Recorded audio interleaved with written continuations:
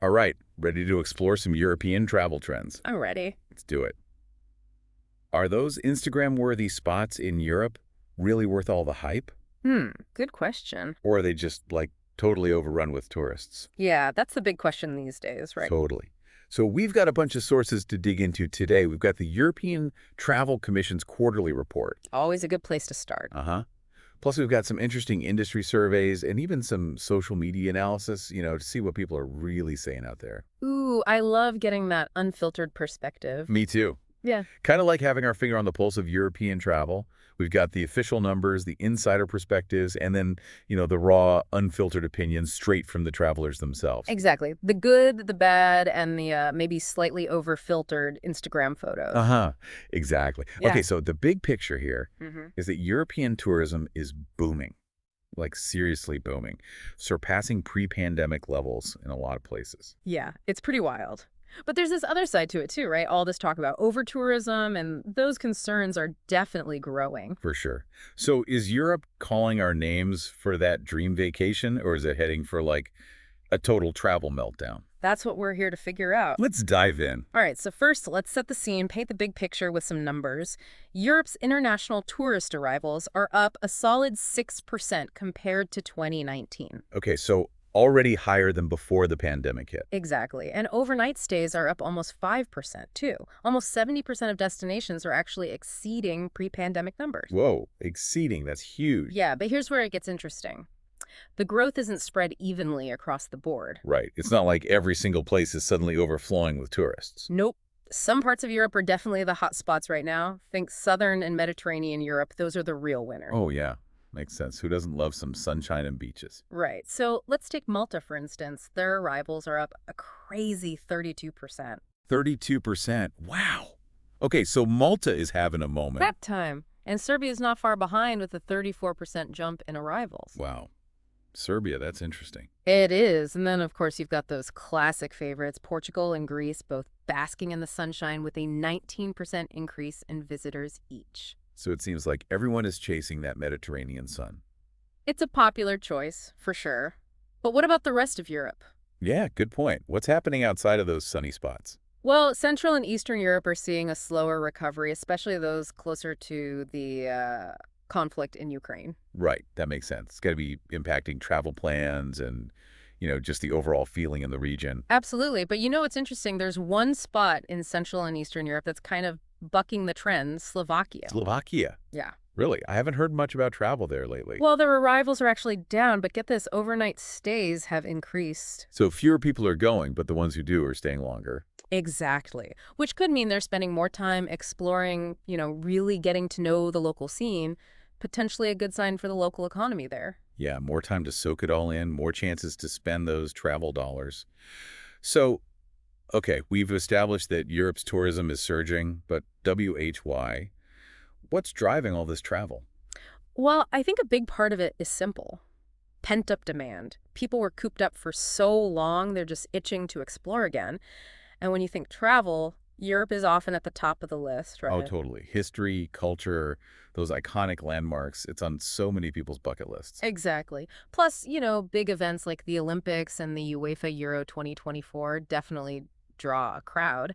And those events really put the host countries in the spotlight. Oh, yeah, for sure. Those mega events always get people excited to travel. Totally. And then there's the air travel factor. Overall flight volume in Europe might be slightly down from 2019, but some destinations are seeing a huge spike in air traffic. Oh, interesting. It's like the airlines are playing favorites with certain destinations. Kind of. Like Malta, for example, they just had their busiest month ever for air passengers this past August. Oh, makes you wonder what makes those specific destinations so irresistible right now. It's a good question, isn't it? What's making them the hot new thing? And that actually brings us to the flip side of this whole travel boom, the growing backlash against overtourism. Right, right. Because more tourists doesn't always equal more happiness, does it? Unfortunately not. This past summer saw a wave of anti-tourism protests, especially in those picturesque places that have become almost too popular, like Barcelona, for example. Yeah, I've seen those headlines. Locals feeling squeezed out, protests in the streets. Not exactly the peaceful vacation vibe most people are looking for. Definitely not. And it's not just cities. A lot of the Greek islands are grappling with the same issue, how to balance the economic boost from tourism with preserving their environment and their way of life. Right. It's like they're trying to find that balance, but the crowds are making it so much harder. Exactly. And the report actually uses this term tourism intensity, which basically measures how many tourists are packed into a place. And get this, some European cities have over 100 tourist nights per capita. Wait, so for every person living in the city, there are over 100 tourists spending the night Yeah, there. yep, pretty much. So yeah, suddenly those charming cobblestone streets and quaint cafes don't feel so charming anymore, do they? Not so much. It's easy to see how that leads to crowded streets, crazy prices, and just a strain on local resources in general. No wonder some residents are feeling overwhelmed. And it goes beyond just feeling annoyed, right? There are serious environmental impacts too, more waste, more pollution, more wear and tear on those natural attractions that drew people there in the first place. And then you've got the issue of locals getting priced out of their own neighborhoods as short-term rentals cater to tourists who are, well, often willing to spend more. Exactly. So Hmm. yeah, over-tourism is a real problem. But on the flip side, tourism also brings in a lot of money, right? True. It's a complicated issue for sure. It is. The report estimates that tourists are projected to spend a mind-blowing 719.7 billion in Europe this year. That's a ton of money flowing into the economy, creating jobs, supporting businesses. Okay, so that's almost 720 billion. But the question is, how much of that actually benefits the people who live in these places? Right, because a rising tide doesn't always lift all boats. Tourism revenue doesn't always trickle down fairly. Yeah, so it's not just about the total amount of money coming in, it's about where that money is going and who's benefiting from it. It's like this paradox. Tourism is booming, but is it actually a good thing? That's the key question, isn't it? And this is where the idea of value becomes really important. It's not just about how many tourists show up or even how much they spend. Mm. It's about what kind of tourism is being encouraged. So quality over quantity. Yeah, exactly. What are these tourists actually doing while they're there? Are they having authentic experiences? Are they engaging with the local culture? Right. Are they just snapping selfies and moving on, or are they actually immersing themselves in the destination? Exactly. And here's something interesting. Some destinations, even those with fewer arrivals overall, are seeing tourists stay for longer periods of time. Ooh, that is interesting. So maybe that means they're spending more time experiencing the place instead of just rushing through. Right. Maybe they're slowing down, trying the local food, exploring beyond the typical tourist spots. So maybe that suggests a shift towards higher value tourism. Possibly. It's definitely something to keep an eye on. But we'll explore that more later. For now, we've got this tension brewing between the economic benefits of tourism and the potential downsides of over-tourism. So, where do we go from here? Yeah, it's a tricky situation. What are our options? Well, it seems like all this talk about over-tourism is actually causing some travelers to rethink their plans, which is actually leading to some pretty interesting shifts in where people are choosing to go. Oh, I like that. A problem leading to creative solutions. So tell me, where are these savvy travelers heading instead? Well, it's like they're venturing off the well-worn path, seeking out those hidden gems that offer a different kind of experience. Ooh, I love a good hidden gem. Give me some examples. What destinations are suddenly popping up on the radar? Well, think about Albania, for instance. Albania. Interesting. Yeah. It's becoming a popular alternative to Greece for those looking for beautiful beaches and a more laid-back vibe. Ooh, I can see the appeal. Unspoiled beaches, fewer crowds. That sounds pretty amazing. Right. And what about within Spain itself? People are starting to look beyond the usual suspects. Yeah, there's got to be more to Spain than just Barcelona and Madrid. Oh. So where are people going instead? Well, places like El Hierro and Sevilla are gaining traction as travelers look for something a little different, a little off the beaten path. I love that. It's a win-win. Travelers get to discover something new and exciting, and these lesser-known destinations get a boost. Exactly. But it also makes you wonder, is this sustainable? Will these hidden gems become the new hotspots, facing the same over-tourism issues down the road? Ooh, that's a great point. It's like a game of travel whack-a-mole. As soon as one place gets too crowded, people pop up somewhere else. Exactly. So the question is, what can be done to break that cycle? How can we make tourism more sustainable in the long run? Well, that's what we'll be exploring next. I can't wait. Stick around as we uncover how some destinations are fighting back against over-tourism and creating a more sustainable model for the future of travel. You know, it's actually pretty inspiring to see how many European destinations are taking on this over-tourism challenge head on. Yeah, I agree. It's not like they're just giving up. They're really trying to find solutions to make tourism work better for everyone. Exactly. They're coming up with creative solutions to try to make things more sustainable. I love that proactive energy. Okay, so give me some examples. What kind of things are they doing? Well, one that really caught my eye was Amsterdam's digital discouragement campaign. Oh, yeah, I read about that. That's where they're basically using online ads to deter certain types of tourists, right? Exactly. They're targeting the party hard crowd, the ones who are just looking for cheap booze and, well, maybe not the most respectful behavior. Yeah, they're basically saying, hey, if you're just looking to party all night and cause trouble, maybe Amsterdam isn't the best choice for you. Right. It's pretty bold, but it definitely sends a message. It does. It shows that they're serious about, like, shifting the focus and attracting a different kind of visitor. For sure. And it's not just about discouraging certain types of tourism. Some destinations are also trying to spread out visitors, encourage them to explore beyond the typical tourist hotspots. I love that idea. It's Yeah. all about getting people off the beaten path, right? Exactly. Encouraging them to discover those hidden gems and really get a more authentic experience. Instead of everyone just cramming into the same few spots. Exactly. Like Portugal has this incredible 3,000-kilometer walking route that's specifically designed to, showcase the country's diverse landscapes and cultural treasures. Wow, 3,000 kilometers. That's like a serious commitment to exploration. It is. But I can see the appeal for travelers who are really looking for an adventure, something off the beaten path. Totally. And it's great that by encouraging people to explore these less visited regions, they're helping to support those areas too. Right. It spreads out the economic benefits of tourism, which is so important. It's like a win-win-win for everyone involved. Exactly. But it makes you wonder, can these efforts really strike the right balance? Can they really manage the economic benefits of tourism while protecting their communities and environments? Yeah, that's the big question, isn't it? It's going to take a lot of effort and collaboration from everyone involved. For sure. Governments, tourism, businesses, travelers, we all have a role to play. Well said. Okay, so we've talked about the destinations themselves, but let's shift gears a bit and talk about where these European travelers are actually coming from. The report has some fascinating insights into the different source markets. It's like piecing together a puzzle, right? Each market has its own unique characteristics, its own preferences, its own way of experiencing the world. It's so interesting to see how those differences play out in terms of travel trends. Okay, so let's start with the American traveler. We know U.S. travel to Europe has just exploded this year, even with, high prices and the strong dollar. So what's fueling this transatlantic travel frenzy? Well, I think just like everyone else after the pandemic, Americans are ready to make up for lost time. Yeah, that pent-up demand is real. It is. And Europe is, well, it's Europe. It's still at the top of many people's bucket lists. It's got that magnetic pull. For sure. The history, the culture, the food, the scenery, it's hard to resist. But the strong dollar is definitely a factor, too. It's making Europe more appealing to American wallets. Right, the exchange rate is working in their favor. Exactly. And the numbers prove it. American arrivals to Portugal, for example, have more than doubled compared to 2019. Wow, doubled.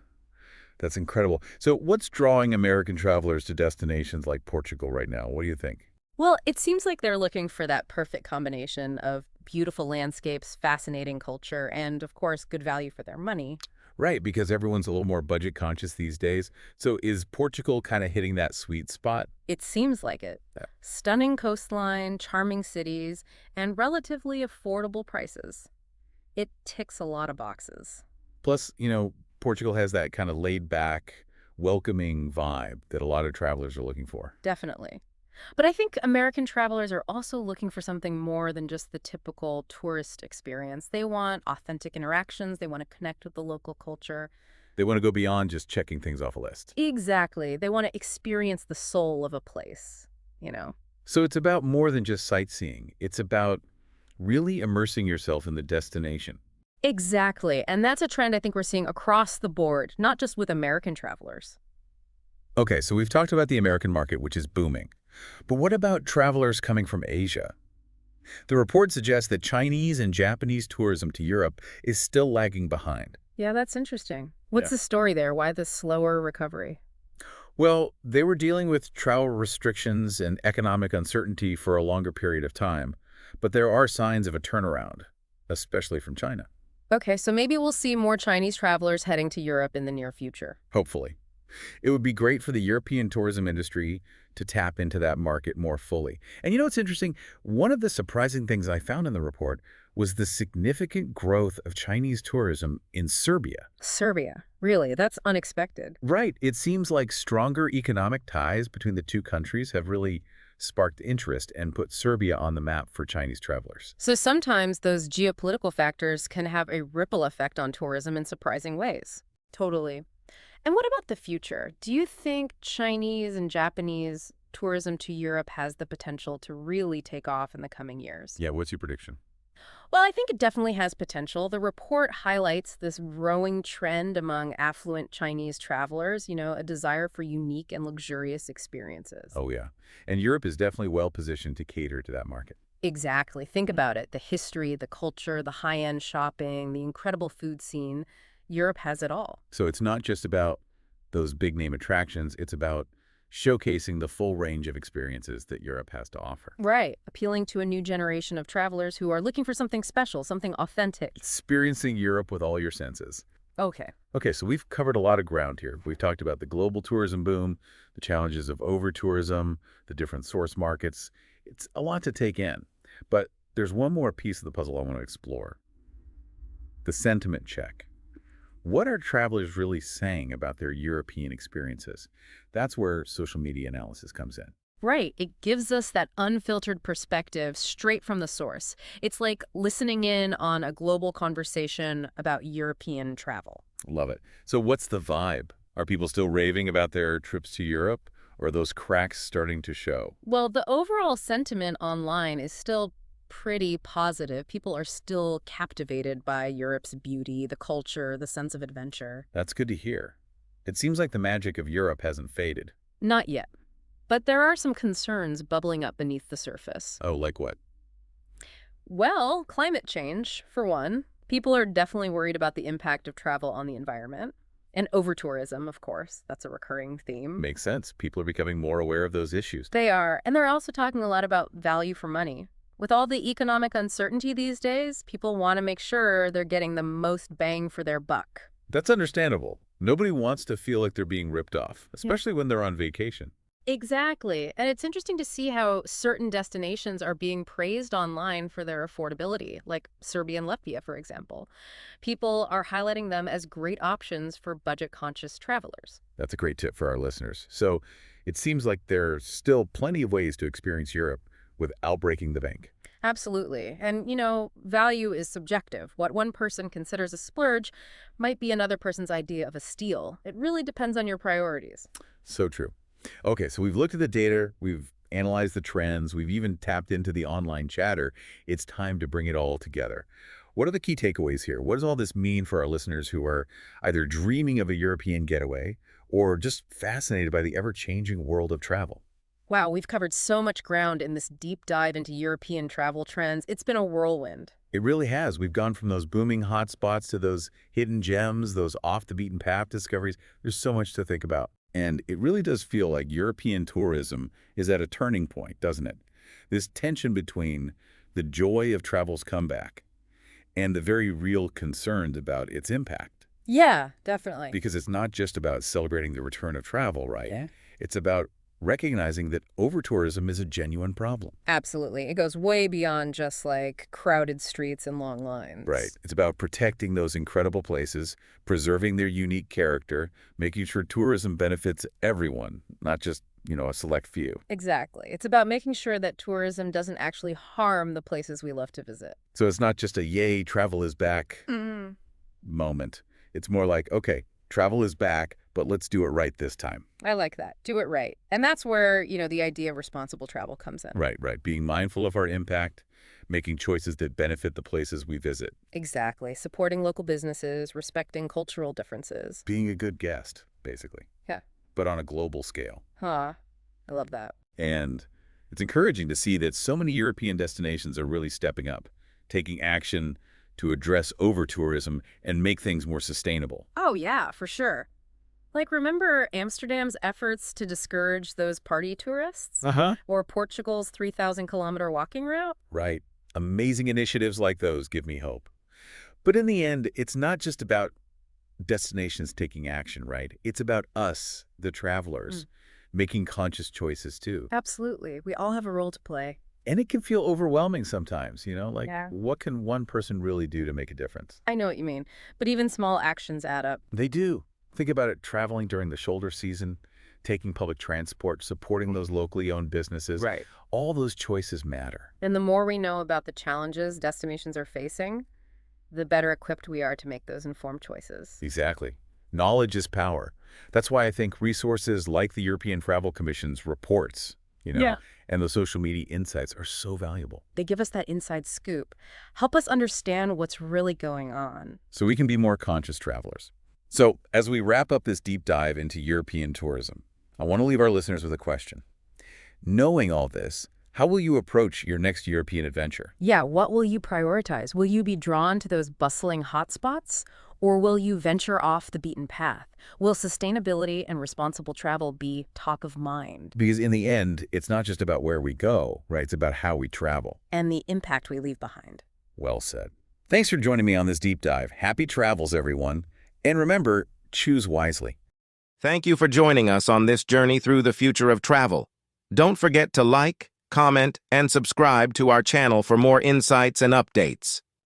Visit Tourism, Capturing the Scene of Knowledge, a comprehensive website delivering the latest travel trends and innovations. Accelerate your mastery of the tourism industry, all in one place.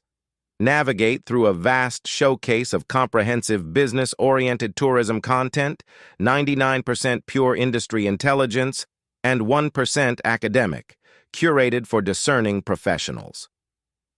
Why subscribe to Tourism? Capturing the Scene of Knowledge. Make informed decisions. Instantly access key reports and insights from top sources across the tourism industry. No research required. All in one place. Why split your attention? A single subscription gives you easy access to thousands of reports, videos, and infographics just as effortlessly as watching a 30-second ad. Save time with curated searches. Time is money. Let our subscription save you both by delivering valuable insights directly without the endless search. Until next time, happy travels.